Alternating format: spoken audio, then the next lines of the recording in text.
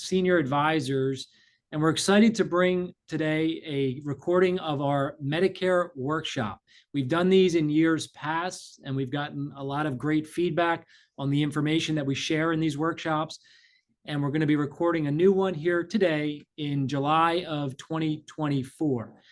With me today, we have Rod Spann, who's been with us now since July of 2020. Rod does an awesome job for all of our Medicare clients, helping them navigate through the process and helping them with their Medicare questions and enrollment. So we're happy to have Rod here joining me for today's workshop. Just to start with a very brief background on the company so you understand who we are, Senior Advisors, and then we're going to jump right into the workshop in just a few minutes. So just to give you a little bit of history, we've been around since 2009. We are family owned and operated, so it's my father's business. He's been in the insurance industry about over 30 years now. He started out in small group benefits, and as people started to age out of those groups into Medicare, he never really had a solution, and he would tell them just to call Blue Cross or call AARP. And one of his close friends got him educated on Medicare about 15 years ago, and he started Senior Advisors, which has become one of the largest general agencies in the Northeast for Medicare planning. We do have over 25,000 Medicare clients nationwide, almost 1,000 five-star Google reviews, so lots of great feedback from our clients. And we're also very actively involved in Washington, D.C. when it comes to legislation and regulation for Medicare. We've been part of the National Association of Benefits and Insurance Professionals on the Medicare Advisory Board of that group nationally from 2012 to 2023.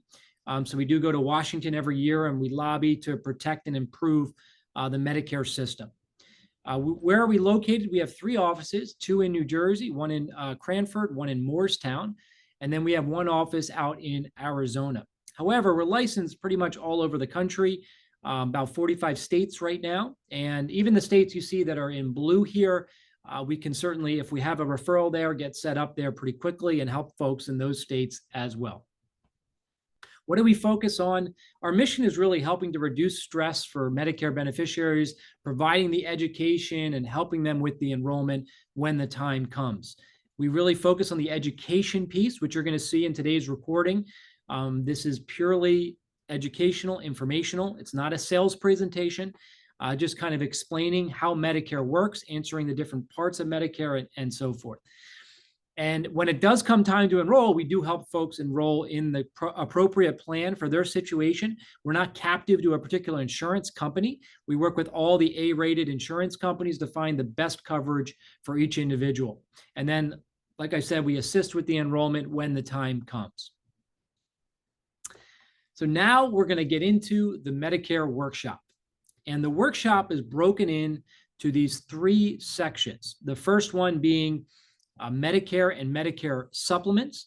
So we're going to discuss kind of the high-level parts of Medicare, when you should be signing up, how much you pay the government, what are the differences between Medicare Advantage plans and Medicare supplements. We're going to cover all of that in section 1.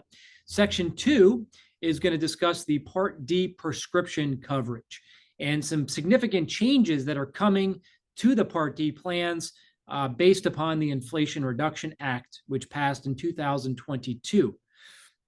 And the third section, we're going to recap the top 5 mistakes that people make on Medicare. And these are going to be touched on in sections 1 and 2, and then we just recap those at the in section 3. So what are those different parts of Medicare? High level, Part A is going to be your hospital insurance. So if you're an inpatient in the hospital, that's going to fall under that Part A hospital insurance.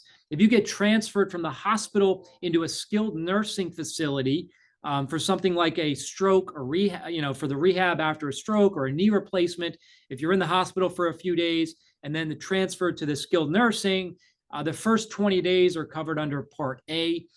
We'll discuss later what happens after those 20 days. But just to be clear, this is not long-term care or custodial care. This is purely skilled nursing. It's rehabilitation to get you back on your feet. That's what's covered under the Part A. Part B is going to be your medical insurance. So pretty much everything outside of the hospital, your doctors, specialists, testing, x-rays, CAT scans, expensive things like chemotherapy, kidney dialysis, infusion therapy falls under that Part B umbrella. Part C of Medicare, this is a bit of a misnomer, not really a part of Medicare, but a different way for you to take your Medicare benefits.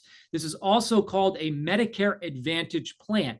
This is the fully privatized option where the insurance company takes over and fully manages your benefits for you.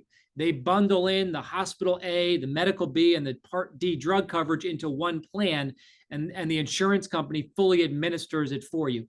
That's what a Part C Medicare Advantage plan is. Later in the presentation, we're going to walk through the differences between Medicare Advantage and Medicare supplements.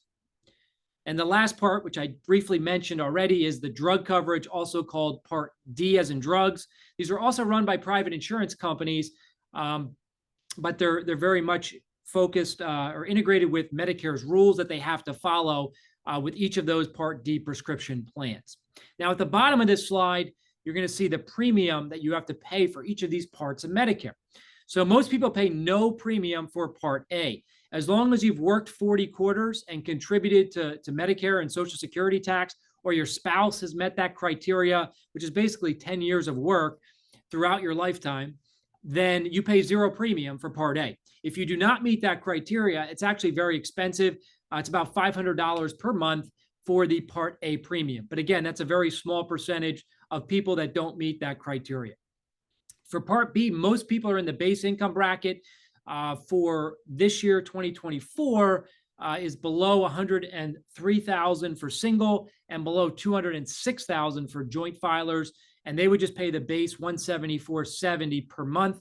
If you're in a higher income bracket, we're going to discuss these income adjustments that you have to pay for the Part B on the following slide. For the Medicare Advantage plans, these premiums are going to vary depending on the plan you enroll in. They range anywhere from $0 a month up to over $100 a month in premium. Most people, if they're enrolling in an Advantage plan, are enrolling in a zero premium Medicare Advantage plan. However, they still have to pay the Part B premium to the government if they enroll in that Advantage plan. For the prescription drug coverage, this premium is going to vary. In 2024, the low end, they go down to $0 a month, and the high end as well up to $100 or over $100 a month for these drug plans. We're going to discuss later how we pick the most cost-effective Part D prescription coverage. This is also income adjusted. So the premium that you pay for the drug coverage, if you're in a higher income bracket, you have to pay more to the government, which we're going to discuss on the following slides. So what are those premiums that you pay the government? Well, as I mentioned, for Part B, the base amount's $174.70 per month if you're in that base income bracket. However, if you're in one of these higher income brackets, you see, rows 2 through 6 here, tiers 2 through 6, you pay either $244 a month, $349, all the way up to $594 per month to the government. This is for just the Part B and the Part B. These are called IRMAAs, income-related monthly adjustment amounts. Okay, so this is the amount you would pay the government. And there's also an IRMAA for Part D as in drugs. So if you're in one of those higher income brackets, you also have to pay the government an IRMAA for the drug coverage. So if you're in the second bracket, another $12.90 a month on top of your drug plan premium. If you're in the third bracket, $33, all the way up to $81 a month if you happen to be in that top income bracket. So what we've done on this slide, slide 10, is just sum those amounts together. So when we're looking at someone's specific situation based upon their income, this is the total amount that they would pay the government for each of those income tiers. So again, the base amount is just $174.70, but if you're in one of those higher brackets, this is the total amount you have to pay the government each month for the Part B and the income adjustments on B and D. Okay, so that's the total. Now, what income is being used to determine these premiums and the IRMAAs is the last tax return the government has processed. So at this point, we're in the middle of 2024. The last return the government has processed is actually 2022. So they're using your 2022 tax return, and they're looking at something called modified adjusted gross income. which for most people is going to be the same as your AGI or your adjusted gross income. And they're using that to determine these premiums are going to pay in 2024. Now, in a lot of cases, people have retired, right? That's why they're going on Medicare, and they may no longer be making that same income. So there's an appeals process where if you are getting that IRMAA letter that says you have to pay this higher amount, but you're no longer going to be in that income bracket due to a life event, such as work stoppage or work reduction, those are the most common we see. You basically just submit this form called SSA 44. Once you get that IRMAA letter, that's when you would submit this back to the government. It's an 8-page form, but it's really 1 page of information you fill out. You just check off that you had a work stoppage, you put the date of the event, and then you put your projected income for 2024. And the government basically just takes your word for it. You sign the form. That's your proof that you're, because the document explains, to provide some sort of proof of this reduction, but it also explains your signature is proof enough. You're basically at risk of perjury. By signing this form, you're telling the government my income's going to drop because I stopped working. Obviously, 2 years later, if your income comes back in at the same level, they're going to come back at you for all the difference of those IRMAAs. So we don't recommend appealing this unless you have a valid appeal situation. But if you do have a valid appeal, you should definitely do this so you're not paying those higher amounts, because this eventually will get caught up, but it takes about 2 years because of just the process with tax processing and submitting your tax forms and so forth. So now, when should you sign up for Medicare? Well, Medicare was created over 50 years ago. And around that time, everyone was retiring at 65 or even before age 65. So they built this initial enrollment period around your 65th birthday. It's a 7-month window. It's also called IEP for initial enrollment period. And it's 3 months before your birthday month, the month of your birthday month, and 3 months after your birthday month. So in this example, if your birthday is September 10th, you're 65, on September 10th, you technically can enroll as early as June 1st. And your coverage would be effective the first of the month you turn 65. So it would be effective, or you're eligible, September 1st, and you can enroll as early as 3 months before that, which would be June 1st. Technically, you can enroll in any of these months after as well, and you will get the first of the following month. So if you enroll in September, you'll get October 1st. If you enroll in October, you'll get November 1st. And if you enroll in December, you'll get January 1st effective date for your coverage. Now, if you miss this window and you do not have other coverage, right? So a lot of people watching this video are actually still working, right? They're working past the age of 65. We're going to get into all those scenarios for people that are covered on an employer plan. But if you don't have an employer plan, or you have no coverage, so you're covered on an individual plan or no coverage at all, this is the time you have to enroll to avoid those penalties and so forth. All right. Now, if you are covered on the employer plan, these rules on this slide will govern essentially what decision you should make with Medicare. And these are called the federal Medicare secondary payer rules. And these are going to determine what insurance is going to pay your claims first. And it's really based on the size of the company that's providing your health insurance.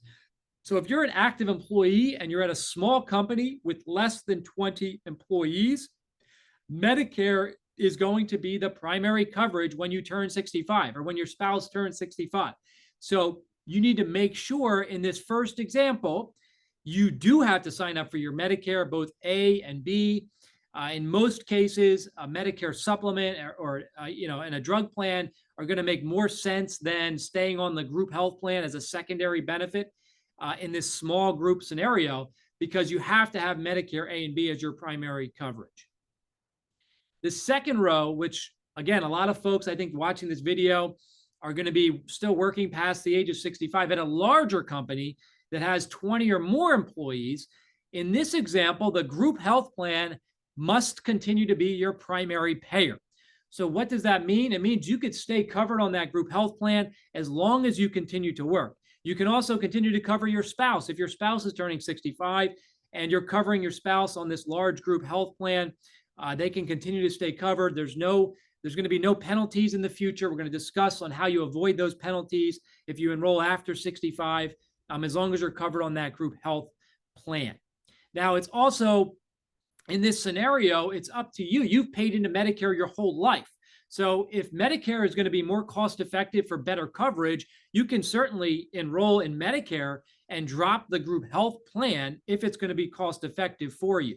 That's something that we help with. If you'd like a comparison to say, this is what my group coverage is, this is what I'm paying out of my paycheck every month for me and for my spouse, and this is what, and then we can compare that to what Medicare would be as far as premium and coverage to see which one makes sense for you. We can help you with that comparison, because just because you're working past 65 doesn't mean you have to stay on the group plan, but you certainly can if you choose to do so. The other question we get a lot in this scenario, if you decide to stay on the group health plan past age 65, and it's a large plan, large employer plan, do I have to sign up for Part A of Medicare, or should I sign up for Part A? Part A is the premium free part. If you remember from earlier, it would become like a secondary hospital benefit if you do enroll in Part A and stay on this large group health plan. There's only one downside of doing that. You would no longer be able to contribute to an HSA health savings account. So if you have an HSA that you're contributing to and you're getting the tax benefit of that HSA contribution, you would lose that benefit if you enroll in the Part A in that scenario. So we can also help answer any questions you have related to that if you're in that type of situation. The next couple of rows here are related to a different way you can qualify for Medicare. So you can be under 65. If you're on Social Security disability for 24 months, you will also qualify for Medicare. You could be 35 years old and be on Medicare. If you're on Medicare due to disability, or your spouse is on Medicare due to disability, these secondary payer rules are slightly different. For a company less than 100 employees, Medicare would be primary, and 100 or more employees, the group health plan would be primary. Now, if you're on an employer retirement plan, a retiree plan, I know these are less and less frequent, or less and less companies are offering these retiree plans, but they are secondary to Medicare. So, we see it a lot with like teachers that still get a retiree plan. Basically, once you turn 65, you still have to sign up for your Medicare A and B, and the retiree plan is essentially secondary to Medicare. And the last row here is one of the more confusing parts of Medicare. We refer to it as the COBRA trap. But basically, if you're working at that large company past the age of 65, you're 66, 67, and you decide to stay on the group health plan, which is fine because it's going to continue to pay primary.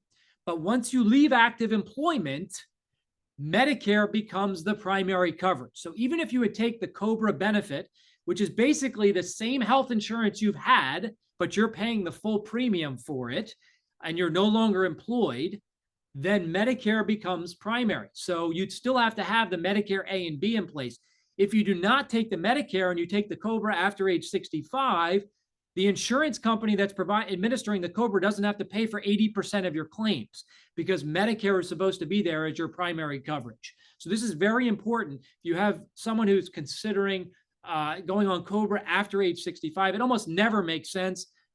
We want to have a discussion with you so you understand you have to sign up for A and B. And generally, the supplement and drug plan are going to be much more cost effective than paying for COBRA as a secondary benefit. Okay, so now you've decided that you want to sign up for Medicare. Well, how do you sign up? Okay, so there's a few different scenarios. The first one is if you're turning 65 and you're already enrolled in Social Security benefits. So you're already taking a Social Security check. Some people take it at age 62. You may have like a survivor benefit, but however you're getting a Social Security check, if you're getting one before age 65, you're going to be automatically enrolled in Medicare A and B. The government's just going to mail you that red, white, and blue Medicare card about 3 months before your 65th birthday. Now, if you're in that scenario and you decide you're going to stay covered on a large employer plan, you don't need the Part B, you can just mail that card back. There's a place you could sign and say, I don't want the Part B, and they'll send you a new card with just the Part A on. The second scenario is if you're turning 65 and you're not enrolled in Social Security benefits and you want to enroll in Medicare, whether you're doing Part A or Part A and Part B, you can do that directly on the Social Security website. That's the easiest way to do it. It takes about 5 or 10 minutes from the link you see here. Now, if you're a spouse who does not have the 40 quarters that I talked about earlier on your own with your own work, and you're using your spouse's work history to qualify for the Medicare, you actually will not be able to sign up online. Hopefully in the future, there'll be a way to do that online. But for now, if you're using your spouse's 40 quarters to qualify, you will have to go to the Social Security office or call them up over the phone to enroll in your Medicare benefits.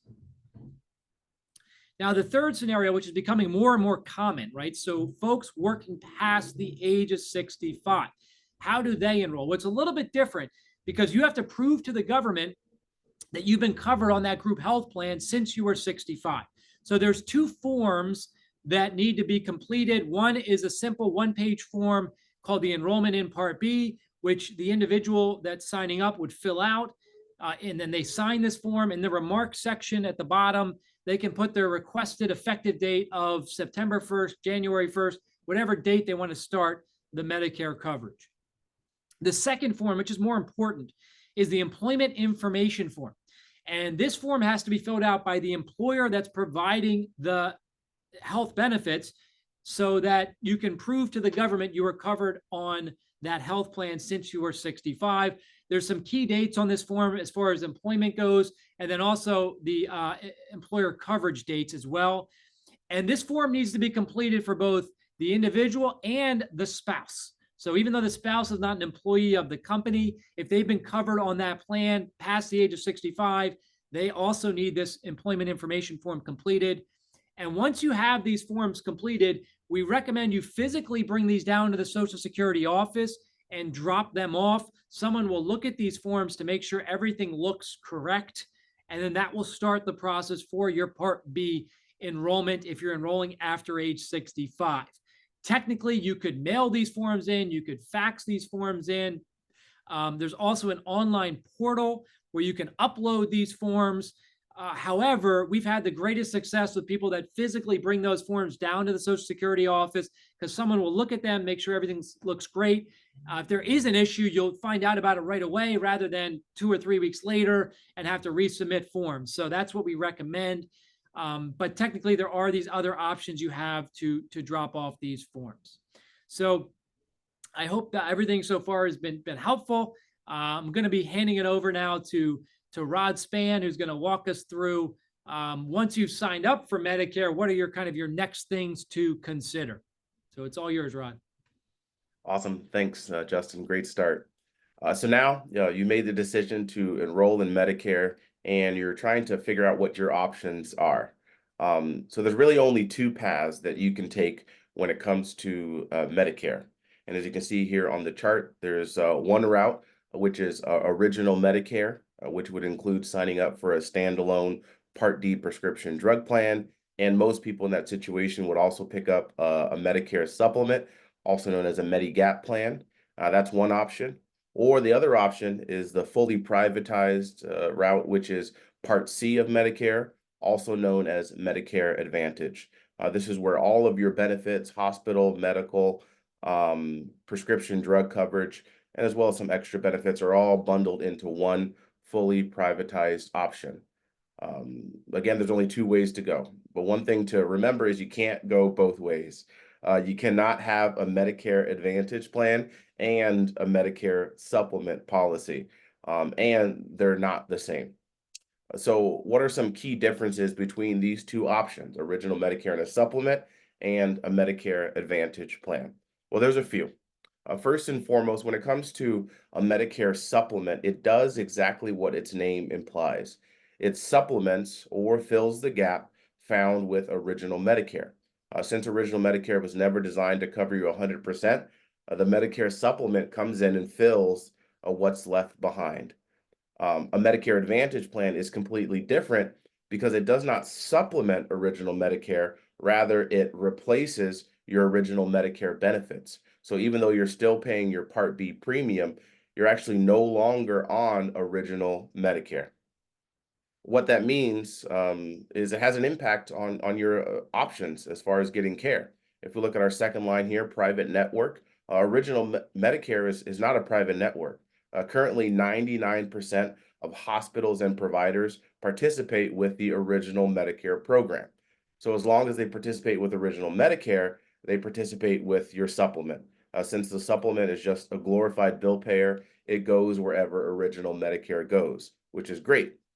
On the other hand, a Medicare Advantage plan, since it is fully privatized, this is where you're going to have an HMO or a PPO-like plan where you have to go to the doctors, providers, and hospitals in that network, or the one that specific plan, the ones that specific plan are contracted with. So that's a key difference to keep in mind. A third thing is in regards to referrals. With Original Medicare, you don't need a referral to see a specialist. As long as it's medically necessary and you want to get the care, you can go. No referrals necessary. With Medicare Advantage plans, although there are a number of plans that are offering this benefit where you don't need a referral to see a specialist, for many of them, you still need a referrals to see a specialist, to get certain services done. And if you don't need a referral, you more than likely will need prior authorization, which is approval through the insurance company that's managing and administering your care. So that's a key difference to keep in mind when it comes to how you will be receiving your care. Another characteristic that can't go unnoticed is Part D prescription drug coverage. As we noticed in our previous slide, if you go the Original Medicare route, you have to choose your own Part D prescription drug plan. Currently in 2024, there's about 20 different plans available in each state. And the way that we determine it, which Justin will get into a little bit later, is by looking at your specific combination of medications, and we're able to find the appropriate drug plan for you. With Advantage plans, Part D prescription drug coverage is all bundled into one plan. So you don't need a separate plan. It's just bundled into that one Medicare Advantage plan. Now, this is where the next part is where most folks really focus the majority of their attention, which is monthly premium. Generally, when you're seeing a Medicare Advantage plan advertised, you're seeing it provided at zero cost to you, $0 per month, no additional premium. Where on the other hand, a Medicare supplement is going to be more than $0 per month. The rates actually range depending on your age, gender, and zip code.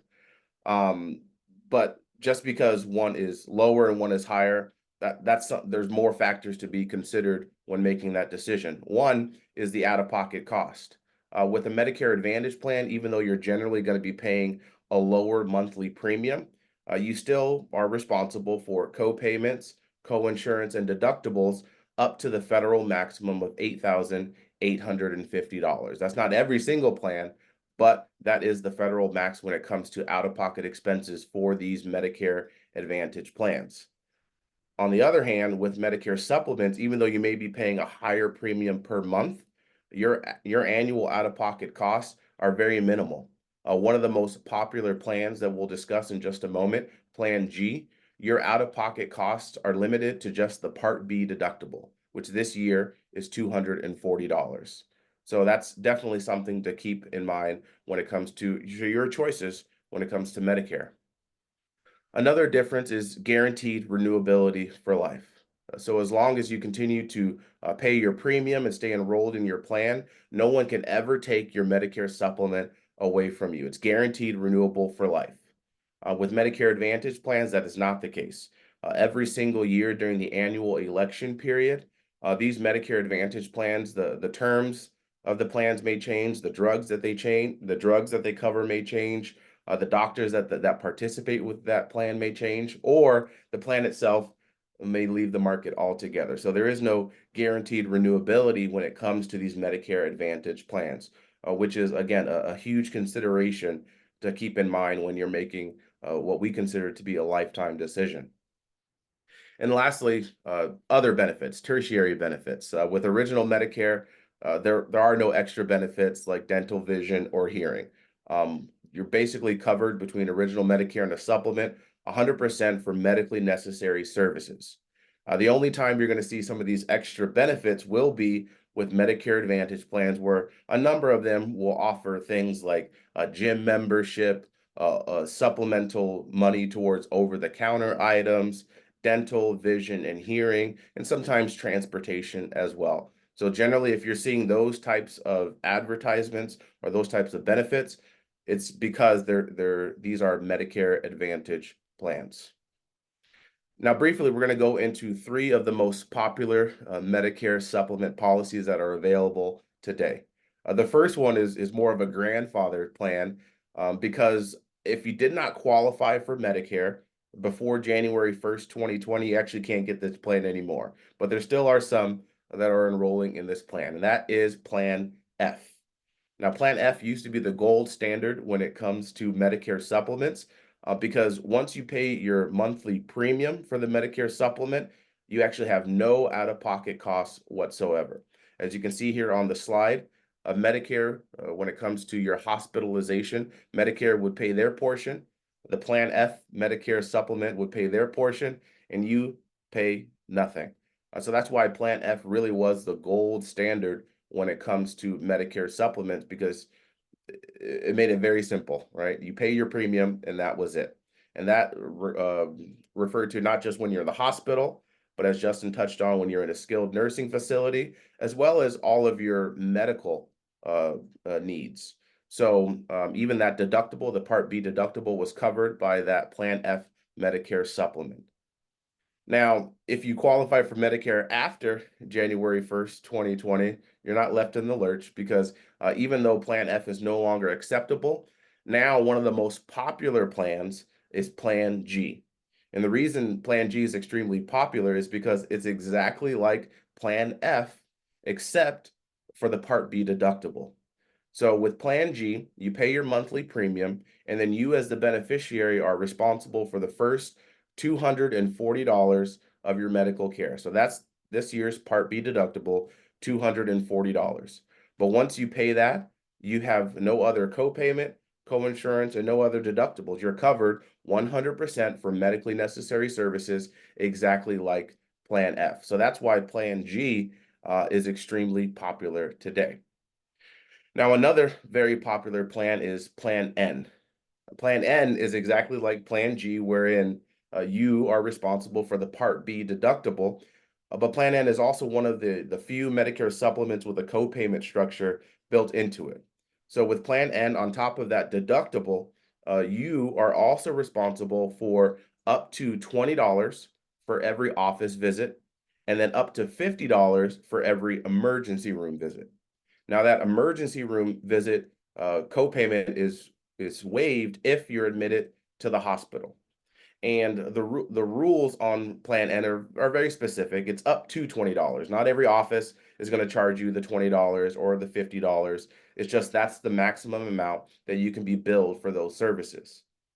And then lastly, Plan N also has Part B excess charges that are your responsibility. Now, excess charges, they're not extremely common, but how they work is it's about 15% more than the Medicare approved amount.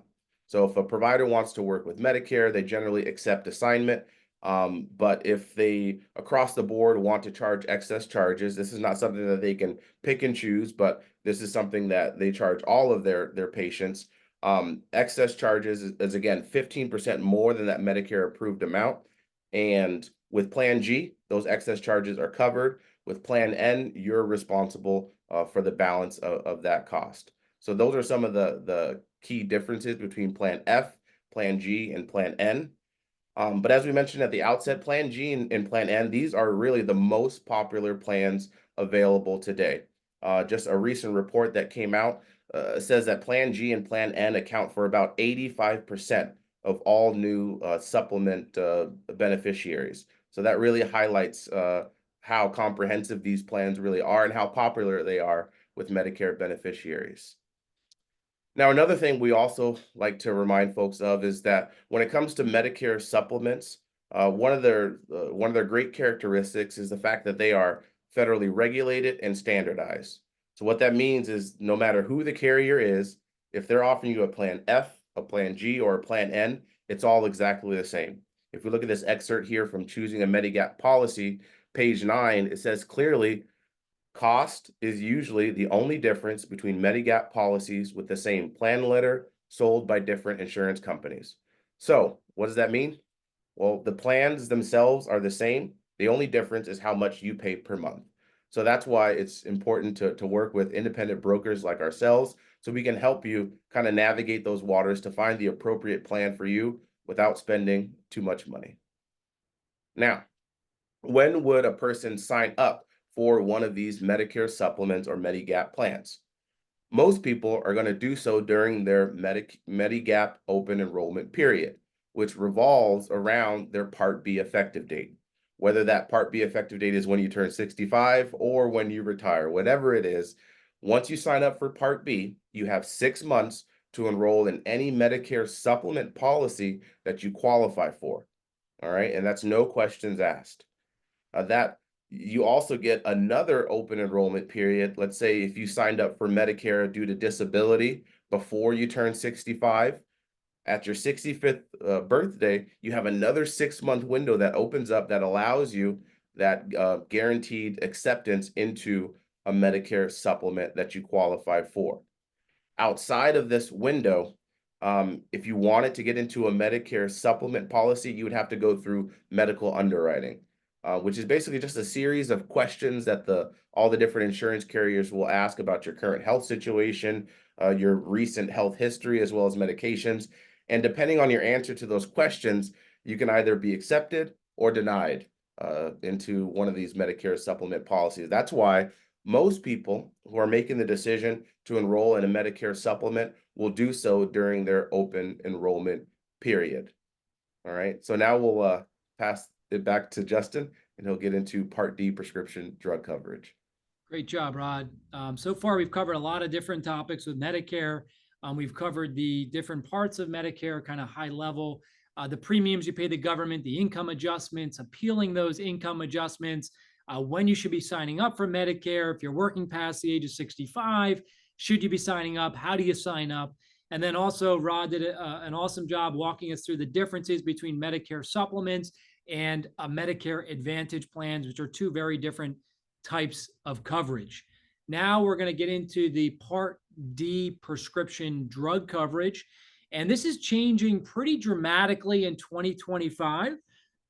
So we're not going to spend too much time on 2024's structure when it comes to Part D, which is what's on this slide.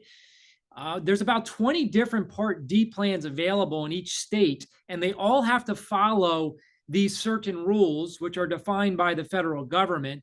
And again, this slide or structure for 2024 is going to be changing pretty dramatically, and we're getting towards the end of 24. So again, we're not going to focus too much here. We have other videos out there that explain, if you're really interested in how it works today, there's something called the donut hole or the coverage gap.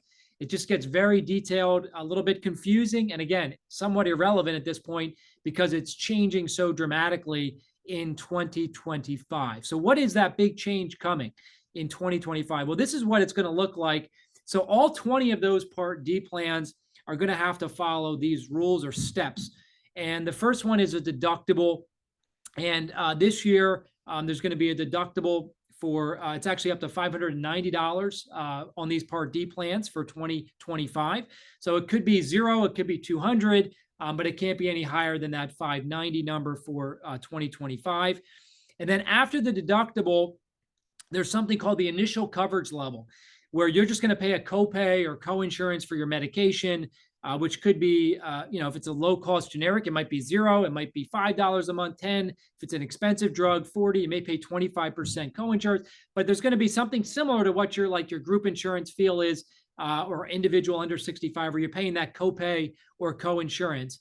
And once you spend $2,000 on drugs, if you spend $2,000, you're going to reach the third step, which is called catastrophic coverage, where you're going to actually pay $0. So this is that big change that came out of the Inflation Reduction Act from 2022, but it's going to take effect in 2025. So for those folks that have expensive medications, they're going to be capped now at $2,000 for their out-of-pocket costs. So we're waiting to see what the impact is going to be on the premiums for these drug plans for 2025. Some of the rumors are that the premiums are going to go up significantly because now there's this new cap on the drug cost. So it's possible that everyone's going to pay a lot more in premium, but the folks that have expensive medications are going to be capped now at the $2,000 out of pocket. So we'll wait and see what happens there in the fourth quarter when those plans come out. And there's also a new feature for 2025 called the smoothing feature, where beneficiaries, if you have expensive medications, you may be reaching that $2,000 in the first couple of months because of, some of these medications might be retail costs $10,000, $20,000, $30,000, $40,000 a year. So this smoothing provision will allow the beneficiary to make an election when they enroll in the plan or when they pick up that expensive medication to basically say, I don't want to spend the whole $2,000 today. I'd like this to be spread out across the year and basically get monthly installments or bills where they pay this $2,000 or whatever the number is monthly, so they don't have to pay that all up front. My big concern with this is actually the implementation of this. We have yet to see, again, it's July of 2024, yet to see exactly how this is going to work when it comes to a system perspective. So we do have some concerns. This could create a lot of administrative headache for pharmacies, for the insurance company, for the beneficiary. But this is going to happen. It's part of the legislation. So we're going to wait to see exactly how this will be implemented. For those folks, again, that have expensive drugs, will have the ability to spread that out over the year. Now, another change that came out of that bill from 2022 is that the government is now able to negotiate drug pricing for Medicare and around the Part D drugs as well as the Part B as in boy. The Part B drugs are the ones that are administered by the doctor, like infusion therapies and expensive drugs. Those are also going to be negotiated. But first, they're going to target the most expensive Part D drugs. And the pricing that comes out of those negotiations will take effect in 2026. The first 10 drugs that they're targeting for these negotiations, you see on this slide here. So these were the 10 drugs that the government picked out and said, these are the 10 we're going to negotiate.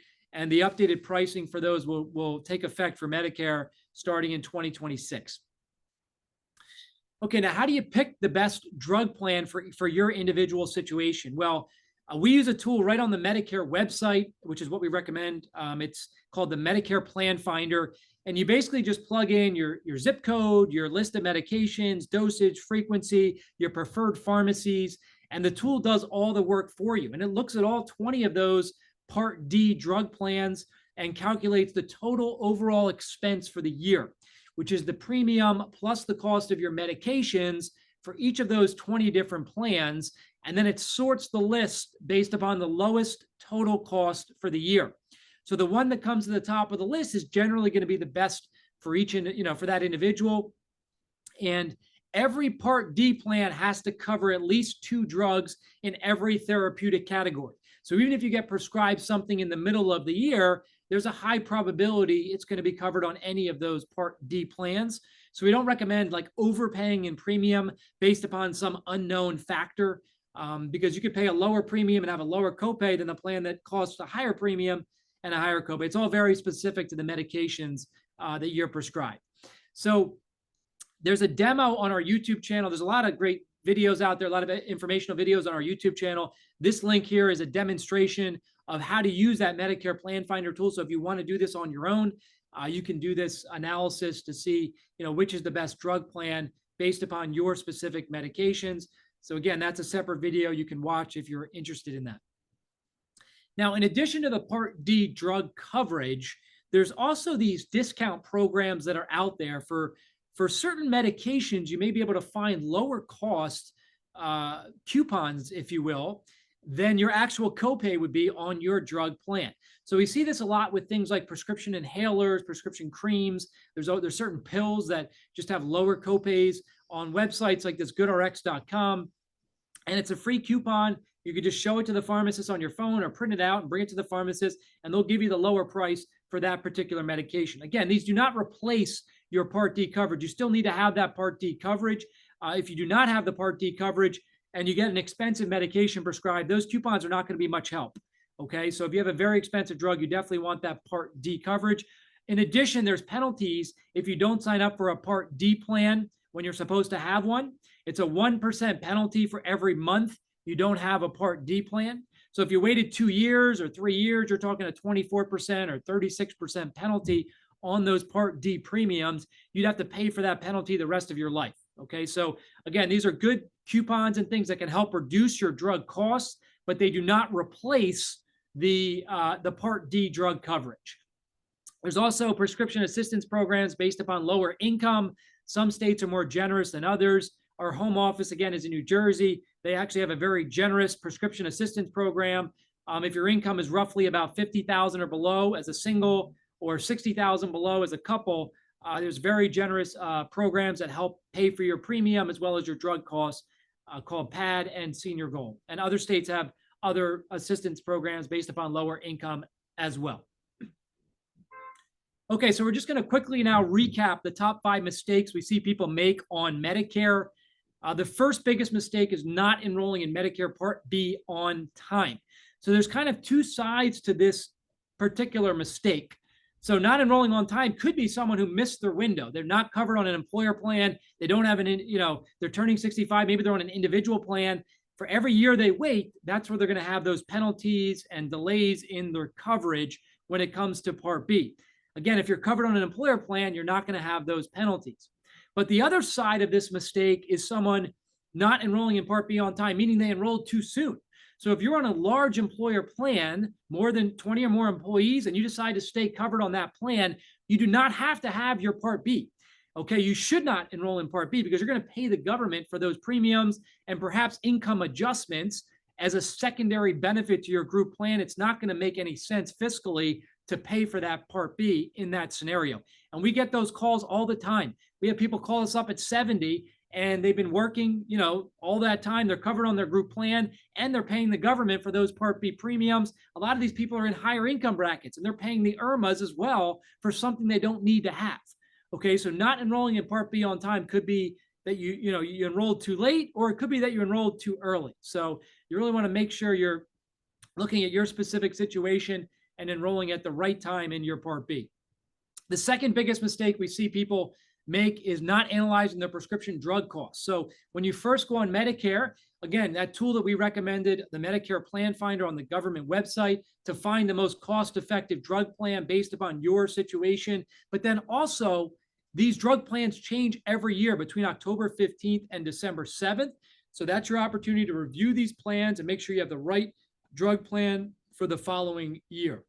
That is something we do for our clients in September each year. We send out a reminder to get their latest prescription information and then rerun their drug analysis to make sure they have the right drug plan for the following year. The third biggest mistake we see people make is not understanding the differences between Medicare Advantage and Medigap or Medicare supplement plans, 2 very different types of coverage, right? Rod did a great job explaining those differences. The Medigap or Medicare supplement is just supplementing your Medicare, where the Medicare Advantage is replacing your Medicare. When you sign up for that Medicare Advantage plan, it looks like it's 0 premium, it's free insurance. Well, what's really happening there is the government is paying the insurance company roughly about $1,000 a month to administer your benefits. You're no longer on Medicare. When you sign up for that Medicare Advantage plan, you're now being fully administered by whatever insurance company you signed up for. United Healthcare, Aetna, Blue Cross, Cigna, whoever's administering that Advantage plan is now fully administering your benefits. You're off of Medicare, and the government is paying that insurance company, again, about $1,000 a month to administer your coverage. Where the supplement is, or Medigap, is just supplementing your Medicare coverage. So again, Rod went through all the other key differences earlier, but this is the third biggest mistake, is people not fully understanding these differences. The fourth biggest mistake we see people make is essentially making a decision based upon their current state of health when they go on Medicare. I'm healthy, I don't go to the doctor, and they enroll in a particular plan or don't enroll in any plan because they're healthy and they don't need the coverage, right? Well, it's insurance, right? So obviously anything can happen in the future, but also it is somewhat of a lifetime decision. As we went through earlier, Rod explained that Medicare supplement open enrollment period, which is that 6-month window after you sign up for Part B. That's when you're guaranteed, if you want a Medicare supplement, to get a Medicare supplement. After that 6-month window, there's no guarantee that you can get a Medicare supplement. It's going to be dependent upon your health if you're enrolling after that 6 months. So you really want to think about this when you enroll in Medicare, as it could be a lifetime decision for you. And the fifth biggest mistake we see people make on Medicare, and we joke about this, but it happens all the time, is listening to your friends and family. So this could be for things most commonly we see with like a drug card or Part D plan. We get phone calls from a spouse or a neighbor or a cousin. I want a particular drug plan, and it's because my spouse has it or my neighbor. And then we ask them, well, are you taking the same medications as your spouse? Well, no, I'm not, but my spouse really likes their plan. Well, it doesn't, everything's individual, right? With Medicare, you want to pick the right coverage based upon your individual situation. There's no more kind of husband and wife plans, although some carriers offer household discounts on the supplement policies, but they're all separate policies. Everything's individual when it comes to Medicare. So we hope you found this workshop helpful and informative. We do take feedback seriously. So if you want to share some feedback with us, there's a link here on our website, senior-advisors.com/workshop/feedback. And if you fill out that feedback form, we will appreciate your feedback, and we make adjustments to the workshop based upon the feedback that does come in. So you're welcome to provide that form to us. If you have any questions about Medicare, if you want help enrolling in Medicare, there's no fee for you to work with us. So you can feel free to reach out to us. We're essentially a broker. So we do get commission from the insurance company if we help you enroll in a plan, and you pay the same premium, whether you go directly to the insurance company or if you work with a broker like Senior Advisors. So there's no cost to you to work with us. And again, we're happy to help if you have questions and you're just anxious. A lot of people are turning 65 and they're still working, and they think they have to do something, and they just need that comfort level that we tell them, we look at their situation and let them know whether they have to or not have to do anything. So we're happy to answer those questions. You've got our phone number here. You've got our emails here, our website as well. And we look forward to helping you with your Medicare planning in the future. So thank you, Rod. Great job. And thank you as well. Take care.